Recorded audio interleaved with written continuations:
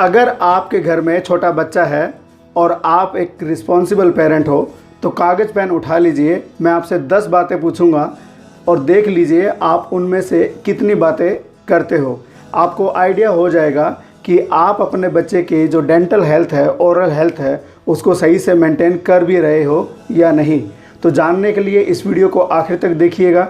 नए हैं तो सब्सक्राइब कर लीजिए और पुराने हैं तो जाते हुए लाइक कर दीजिए। नंबर 1, क्या आप जानते हैं कि आपको अपने बच्चे की ओरल हेल्थ जो है, जो डेंटल केयर है, वो कब शुरू कर देनी चाहिए। नंबर 2, क्या आपका बच्चा दिन में 2 बार ब्रश करता है।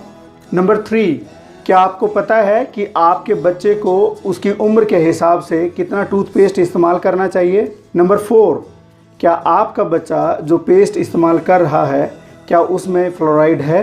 नंबर 5, क्या आपका बच्चा ब्रश करने के बाद अच्छे से कुल्ला करता है और क्या आपको पता है कि ब्रश करने के बाद कुल्ला करने की क्या इंपॉर्टेंस होती है।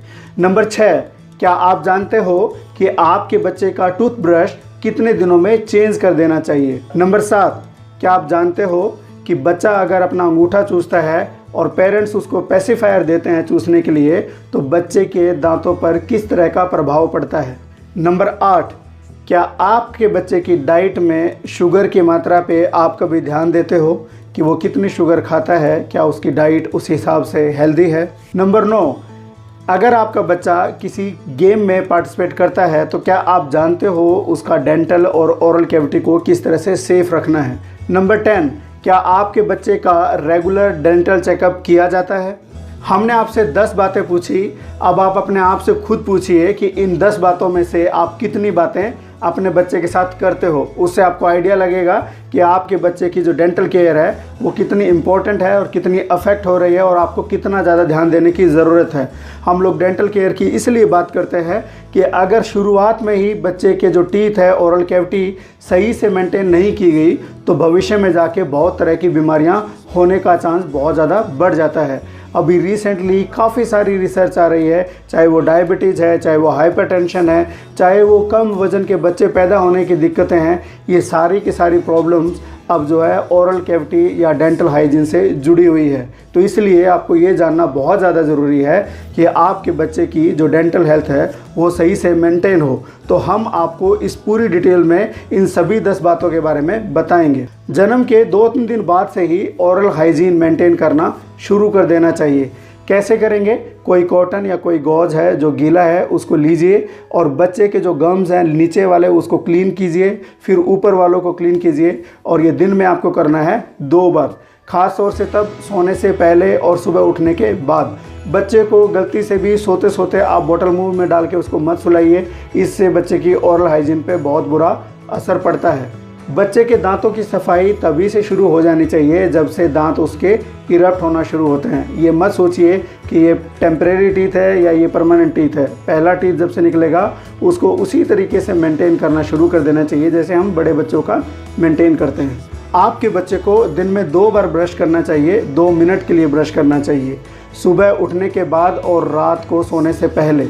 रात को ब्रश करने के बाद कुछ भी खाने के लिए मत दीजिए, उसको प्रमोट कीजिए कि ब्रश करने के बाद कुछ खाना नहीं है ताकि वो उसकी हैबिट में आ जाए। बच्चे का जो ब्रश है उसको सिखाना है कि इसकी सर्कुलर मूवमेंट करनी है, स्लो मूवमेंट करनी है। और आमतौर पर जो राइट हैंडेड होते हैं वो इस तरफ से ब्रश करते हैं हर रोज़, तो बच्चे को सिखाना है कि हर रोज़ जब शुरुआती जहाँ से ब्रश करना है उसकी जगह बदलनी है। आज इस तरफ से करना है तो आज इस तरफ से करना है, क्योंकि हर बार इसी तरह से करेंगे तो ये टीथ ज़्यादा रिलेटिवली क्लीन होंगे और ये उतने क्लीन नहीं होंगे। इसके अलावा एक इम्पॉर्टेंट बात ये भी कि आप अपने बच्चे को 2 मिनट तक ब्रश करवाने के लिए कोई सॉन्ग है जो उसकी फेवरेट सॉन्ग है या कोई उसकी राइम है, कोई पोइम है, वो उसको बोलने के लिए बोलिए मन में, ताकि वो 2 मिनट तक पूरा ब्रश कर पाए। जब तक बच्चा इंडिपेंडेंटली ब्रश करना शुरू नहीं कर देता, सीख नहीं जाता, तब तक आप उसे अपनी निगरानी में ब्रश करवाइए, क्योंकि इसके कई बुरे असर हो सकते हैं। बच्चे को आप अपने सामने नहीं करवाओगे तो बच्चा ज़्यादा पेस्ट, ज़रूरत से ज़्यादा पेस्ट खा सकता है जो उसको नुकसान कर सकती है। अगर आपका बच्चा 3 साल से छोटा है तो ब्रश जो है उसके ऊपर जस्ट पेस्ट को लगाना है, सिर्फ टच करना है, यानी कि राइस के दाने जितना, ठीक है, जस्ट टच करना है। 3 साल से जब बड़ा बच्चा हो जाएगा तो मटर के दाने जितना पेस्ट लगाना है, इससे ज़्यादा पेस्ट नहीं लगाना। अपने बच्चे को पॉजिटिवली प्रमोट करना है कि आपको इतने ही पेस्ट की ज़रूरत है। आपके बच्चे को जो पेस्ट करना है उसमें फ्लोराइड होना ही चाहिए। एज ए रिस्पॉन्सिबल पेरेंट जब भी आप पेस्ट खरीदते हो उसमें फ्लोराइड ज़रूर चेक कीजिए फ्लोराइड है या नहीं है। जगह जगह के हिसाब से फ्लोराइड की मात्रा की अलग अलग रिकमेंडेशंस होती है, वो आपको चेक करनी ही करनी है, क्योंकि फ्लोराइड जो है वो हमारे जो टूथ है उसको हेल्दी बनाता है और कैरी से बचाता है। लेकिन अगर यही फ्लोराइड ज़्यादा मात्रा में हो जाता है तो यही जो हमारे इनेवल होता है, हमारे टीथ की कवरिंग, उसको डैमेज करना शुरू कर देता है और हमारे दांतों को कमज़ोर करता है। यानी कि यूँ कहिए फ्लोराइड जो है दो धारी तलवार की तरह है, ना ली तो उससे भी नुकसान है और ज़्यादा लिया तो उससे भी नुकसान है। तो इसका ध्यान रखिए। अपने बच्चे को समझाइए, मोटिवेट कीजिए कि ब्रश करने के तुरंत बाद कुल्ला नहीं करना है। सबसे पहले उसके मुंह में जितना भी पेस्ट है उसको बाहर निकालना है और उसके बाद उसको रिंज करना है, अच्छे से कुल्ला करना है। यानी कि अगर आप उसको बिना स्पिट किए या बिना थूके उसको बताओगे तो क्या होगा कि जो कंसंट्रेटेड अमाउंट में जो पेस्ट बचा हुआ है उसमें फ्लोराइड ज़्यादा होगा जो बच्चे को नुकसान कर सकता है। हमें फ्लोराइड उतना ही चाहिए जितना हमारे दांतों को सुरक्षित बनाने के लिए चाहिए होता है। तो इसलिए बच्चे को रिंज करने से पहले स्पिट करना ज़रूरी है। अपने बच्चे की बेस्ट ओरल हेल्थ के लिए आपको हर 3 महीने में अपने बच्चे का ब्रश चेंज कर देना चाहिए। अगर उसके जो ब्रिसल्स है वो इधर उधर फैल गए हैं या फिर उसमें से कोई जो थ्रेड मिस हो गया है तो आपको उसे चेंज करने की सख्त ज़रूरत है। अगर आपका बच्चा अंगूठा चूसता है या आप अपने बच्चे को शांत करने के लिए पेसिफायर देते हैं तो ये ज़्यादा सही नहीं है, क्योंकि इनकी वजह से अगर बच्चा लंबे टाइम तक ये करता है तो बच्चे का पूरा जो स्ट्रक्चर है इसकी डेवलपमेंट में काफ़ी बदलाव आता है जो काफ़ी बुरा लगता है बाद में जाकर। तो इसलिए अगर आपका बच्चा 2.5 साल से बड़ा हो गया है तो उसको पेसिफायर मत दीजिए। अगर वो अंगूठा चूसता है तो उसको डिस्करेज कीजिए। अपने पेसिफायर और इन सब चीज़ों को मीठे में, शहद में बिल्कुल नहीं मिलाना चाहिए। कोशिश कीजिए बच्चे का ध्यान डिस्ट्रैक्ट करने के लिए, उसको जब वो रोता है तो उसको शांत करने के लिए पेसिफायर का बहाना मत दीजिए। आपके बच्चे की डाइट में कितना शुगर है इस पे आपका ध्यान जाना बहुत ज़्यादा ज़रूरी है।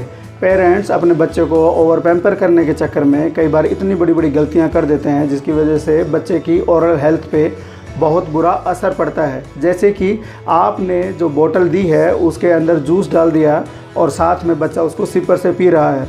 इससे क्या होगा कि बच्चे के जो माउथ में ज़्यादा शुगर का कंसंट्रेशन रहेगा, बच्चे के माउथ में शुगर ज़्यादा देर तक रहेगी और उसकी वजह से बच्चे के माउथ में कैविटी और टूथ दिखे की प्रॉब्लम्स होने की बहुत ज़्यादा चांसेस हैं। स्ट्रॉ से बिल्कुल भी जूस नहीं देना चाहिए। अपने बच्चे को अगर देना ही है तो होल फ्रूट दीजिए, फुल फ्रूट दीजिए, जूस मत दीजिए। Juice are not healthy. कोशिश कीजिए कि आपके बच्चे के डाइट में 3 चम्मच से ज़्यादा शुगर एक दिन में ना हो। अगर आपका बच्चा किसी खेल में पार्टिसिपेट करता है तो उसके लिए आपको बात करनी चाहिए उसके कोच से, उसके डेंटिस्ट से कि वो माउथ गार्ड यूज़ करने के लिए प्रमोट करे। इससे आपके बच्चे के जो टीथ है, ओरल कैविटी है, वो सेफ़ रहेगी डैमेज से, इंजरी से, जो कि ज़रूरी चीज़ है। जैसे ही आपके बच्चे का पहला टीथ निकलता है आपके चेहरे पे स्माइल आ जाएगी। खुश होना चाहिए, आपको बहुत अच्छा लगना चाहिए, लेकिन अपने बच्चे को डेंटिस्ट के पास लेके जाइए और उसका ओरल एग्जामिनेशन करवाना चाहिए।